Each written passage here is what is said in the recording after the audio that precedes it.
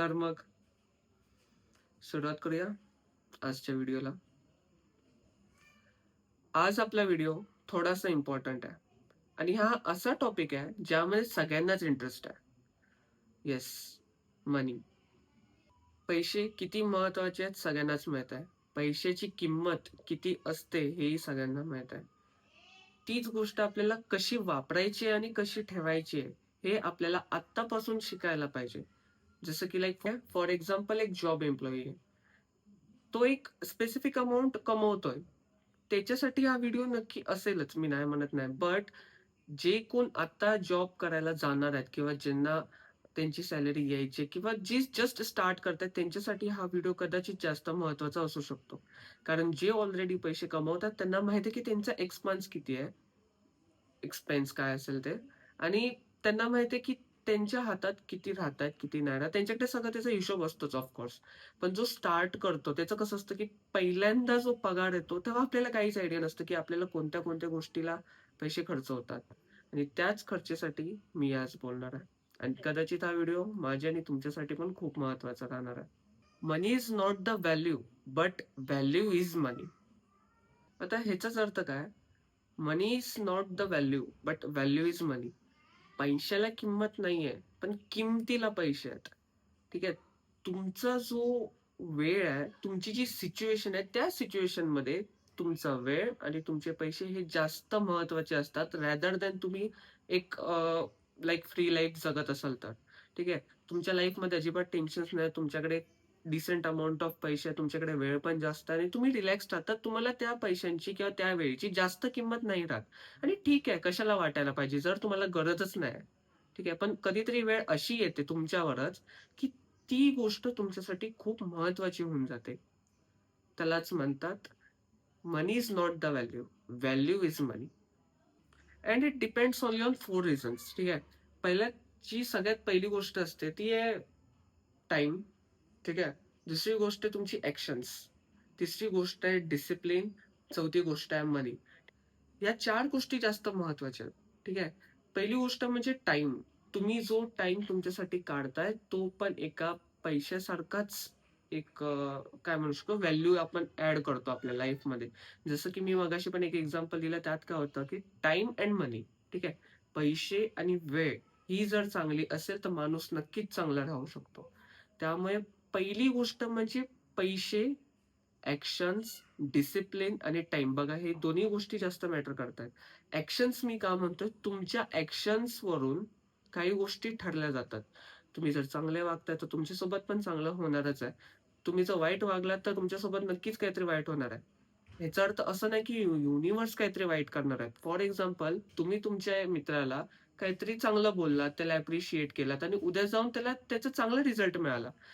तुमचा एक मित्र आहे, ज्याला एक नवीन बिझनेस सुरू करायचा आहे आणि तुम्ही त्याच्याबद्दल चांगलं काहीतरी बोललाय आणि तो बिझनेस उद्या जाऊन चांगला रन होतो एकदम ठीक आहे, ओके, चांगले प्रॉफिट्स वगैरे तो कमवतोय. तर त्याला तुम्ही नक्की आठवणार. कारण जेव्हा त्याने सुरुवात केलेली तेव्हा तुमचे शब्द, तुमचे चांगले शब्द त्याच्यासोबत होते. त्यामुळे तो तुमच्या लक्षात नक्की राहणार. ती गोष्ट तुमच्या लाईफमध्ये इव्हन त्याच्याही लाईफमध्ये एक व्हॅल्यू ॲड करून जाणार.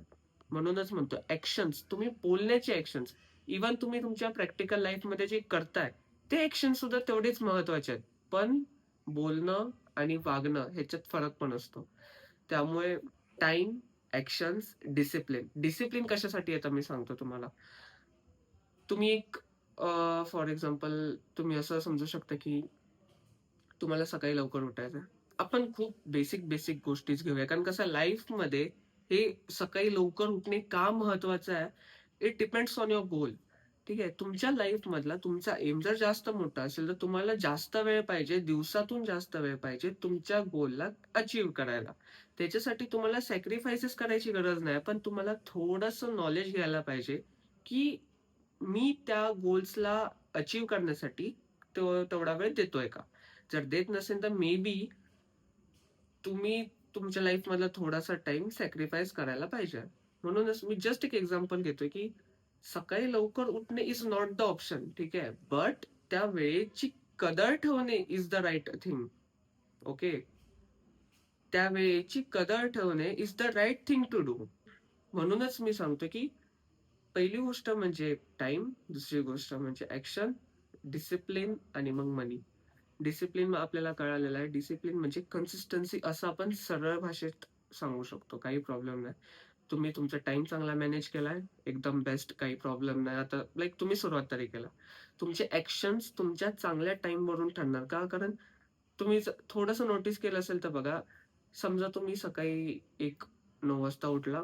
तुम्हाला 10 वाजता तुमच्या कामाला जायचं, तुमच्या कॉलेजला जायचं किंवा ऑफिसला जायचं, जे काय असेल ते. आणि तुम्हाला 10:30 वाजले. तुमचे ॲक्शन्स नक्कीच चांगले आहेत. जे 10 वाजता तुम्हाला तुमच्या प्रोफेशनल लाईफमध्ये जायचं होतं, ती नक्कीच चांगली गोष्ट आहे. पण ती 10:30 वाजल्यावर तुम्हाला थोडासा आळस येऊ शकतो, की ठीक आहे आता 10:30 वाजलेच आहेत, आता 11ला जाऊया ना आपण, काय प्रॉब्लेम आहे. लाइक तुमचे ॲक्शन्स थोडेसे कमी पडले, जे तुमच्या कामासाठी महत्त्वाचे होते. हाच तर विषय आहे. म्हणूनच मी म्हणतो, की तुमचे ॲक्शन्स मॅटर करणार आहेत तुमच्या डिसिप्लिनला आणि डिसिप्लिन तुमचं मॅटर करणार आहे तुमच्या मनीला. एकदम ईझी आहे. काय त्याच्यात खूप मी काय मोठं काय सांगितलं नाही. ॲक्चुअली ही जी गोष्ट आहे, ही मी जस्ट बसलेलो जसं की मी तुम्हाला सांगितलं, की दिवसातून शेवटची जी 15 मिनिटं असतील ती स्वतःला द्यायची असतात. To write something new about yourself in your notebook. तेच मी लिहित होतो आणि लिहिता-लिहिता माझ्या लक्षात आलं, की टाईम तर आपण बरोबर मॅनेज करतोय. आपण आपल्या गोलकडे पण कदाचित त्या स्पीडने नाही, बट चाललोय तरी, स्टार्ट तरी केलंय चालायला. मग प्रॉब्लेम कुठे राहतोय? तेव्हा माझ्या लक्षात आलं, की भले मी 20 वर्षाचा असलो, तरी पण खर्च तर मी करतोयच. कमवत तर काही नाही, पण खर्च तर करतोय. मग तो छोटा-मोठा खर्च असो किंवा कुठचा पण असो. पण फायनान्समध्ये एक रूल आहे, की तुम्ही तुम्ही जो खर्च करताय, त्या खर्चातून थोडेसे पैसे सेव्ह करणं जास्त गरजेचं आहे. कारण अल्टिमेटली ते तुमचे पैसे नाहीत आणि दुसरी गोष्ट सेव्ह करणं ही चांगली आहे, हॅबिट आहे, ही चांगली हॅबिट आहे ऑफकोर्स. मग माझ्या लक्षात आलं, की कदाचित जे 3 गोष्टी आपण घेऊन चालतोय, लाइक मी जसं सांगितलं, की टाईम, युअर ॲक्शन्स, डिसिप्लिन. ह्याला एक चौथी गोष्ट लिंक होते, तीच म्हणजे मनी. आणि ह्या 3 गोष्टी जर तुम्ही चांगल्या लूपमध्ये फॉलो करत असाल, तर मनी सुद्धा येऊ शकते. तर मला माहीत नाही, की माझं हे जे ग्रामर आहे ते किती योग्य आहे, बट मला काय म्हणायचं ते समजून घ्या तुम्ही. तर मग ते असंच जस्ट लिहिता-लिहिता माझ्या लक्षात आलं, की कदाचित हे जास्त गरजेचं आहे बोलणं. आणि शेवटी फायनान्स हा एक खूप मोठा सब्जेक्ट आहे. लगेच तर काही कळत नाही. लाइक मलाही कधी कळालं नाही. मला तर ऑलमोस्ट 1 वर्ष गेलं प्रत्येक गोष्ट समजून घ्यायला. पण तीच गोष्ट जर आपण समजून घेतली कमी वयामध्ये, तर मे बी त्याचा इम्पॅक्ट इंटू 10 टाइम्स किंवा 100 टाइम्स जास्त होऊ शकतो पुढच्या 10 ते 20 वर्षांमध्ये. कारण मनीचा एक सिंपल रूल आहे. जसं तुम्ही तुमच्या पैशाला, जसं तुम्ही तुमच्या वेल्थला वेळ द्याल, तशी त्याची किंमत वाढत जाते. Like time and money is equally proportional to each other. पण तुमचे ॲक्शन्स त्या दोघांना घेऊन चांगले असायला पाहिजे. एक पॅटर्नमध्ये असायला पाहिजे. असं पण होऊ शकतं, की लाइक तुमच्याकडे आज एक प्रॉपर्टी आहे, ठीक आहे. आज त्याची किंमत एक ₹10,00,000 आहे. उद्या त्याची किंमत ₹11,00,000 झाली. उद्या लाइक इन द सेन्स पुढच्या 3 वर्षांमध्ये किंवा 4 वर्षांमध्ये जे काही त्या एरियाचा रेट असेल त्या हिशोबाने. तर तोच रेट आणि 10 वर्षानंतर ठेवला तर मे बी अजून वाढेल. पण तुम्ही जर ती विकलात, लाइक तुम्ही ॲक्शन घेतलात, त्या ॲक्शनमुळे तुम्ही ती प्रॉपर्टी विकलात. तर इन फ्युचर तुम्हाला त्याचा फायदा नाहीच भेटणार, कारण वन टाईम प्रॉफिट तुम्ही घेतलेला आहे. परत तुम्हाला त्याचा काही युजच नाही. तसाच विषय आहे. तुमचे ॲक्शन्स त्या गोष्टीला मॅटर करतात. मे बी असं झालं, की त्याच प्रॉपर्टीला लागून मे बी ती 10,00,000ची प्रॉपर्टी तुम्ही 11,00,000ला विकलात. त्याच प्रॉपर्टीला लागून एक 500 मीटरवर एक एअरपोर्ट झालं. 500 किंवा 1 किलोमीटरवर. तर त्या प्रॉपर्टीची किंमत 11,00,000 वरून जंप होऊन डायरेक्ट 15,00,000 पण होऊ शकते. जर तुम्ही आणि 10 वर्ष थांबला, तर तीच 15,00,000 वरून जंप होऊन 25,00,000 पण जाऊ शकते. कारण जेव्हा तुमच्या एरियाला डिमांड येणे म्हणजे काय, की एक मोकळं रान आहे, ठीक आहे. ओपन ग्राउंड आहे. ओपन ग्राउंडला जास्त व्हॅल्यू नाही येणार. पण तिथेच जर एक सिटी असेल किंवा तिथेच एक गाव जरी असेल, तरी त्या गावात पण जमिनीला जास्त रेट असतो बाहेरच्या जमिनीपेक्षा. हे फक्त एक एक्झाम्पल आहे. पण तुमचे ॲक्शन्स किती मॅटर करतात तुमच्या वेळेला आणि तुमच्या पैशाला, हे इथे आपल्याला कळतं. म्हणूनच money is the value you create in your life. Ultimately मला एवढंच तुम्हाला सांगायचं की माझं पण वय जास्त नाही. इव्हन माझे काही मित्र जे व्हिडिओज बघतात, त्यांनी मला ह्या जे लास्ट 3 व्हिडिओज टाकले, त्या 3 व्हिडिओजमध्ये खरंच त्यांनी मला खूप चांगला लाइक ॲडवाईस दिलं, की तू कसं सांगायला पाहिजेस किंवा कसं बोलायला पाहिजे. आजचा व्हिडिओ एक थोडासा मेमराईज करत होतो स्वतःला, की आपण आजपर्यंत काय चुकतोय आपल्या पैशांना घेऊन आणि कदाचित हीच गोष्ट आपल्याला उद्यापासून नाही करायची आहे. तर मग आजपर्यंत जर आपण काय सेव्ह केलं नसेल, तर मग आजपासून आपण सेव्ह करायला सुरू करू आणि सेव्ह करणं खूप ईझी आहे. काय करायचं सांगतो.